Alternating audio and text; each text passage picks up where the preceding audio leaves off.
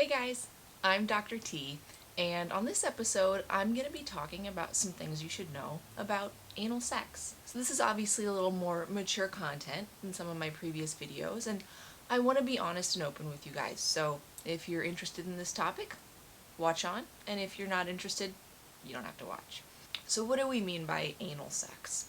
Anal sex would be putting a penis inside of an anus, whether that's male, female, or non-binary. I've gotten a lot of questions about pregnancy and anal sex.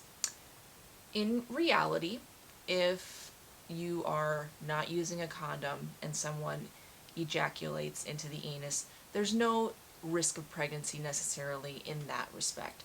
The risk of pregnancy comes, again, without using a condom, and if the ejaculate or the semen were to come out of the anus and then in the area of the vagina, and so that would be a slight risk of pregnancy with anal sex.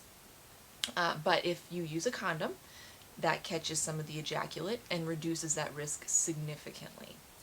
Another thing to know about anal sex is there is a high risk of sexually transmitted infections, and so just like every other form of sex, it's recommended that you use a condom.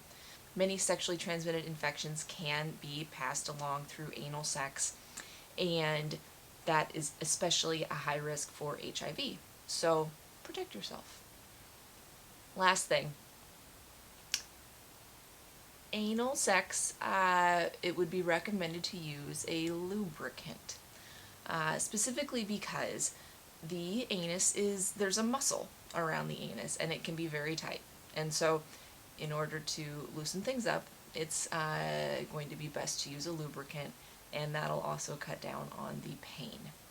So with condoms, always use a water-based lubricant. Don't use an oil-based lubricant. That might risk tearing the condom, and I'll do a different video on that later. But those are kind of the basics of anal sex. So penis to anus, and pregnancy risk is minimal, but not totally zero. So use a condom. Sexually transmitted infection risk, also present, and pain risk, present. So more to come on different kinds of sex.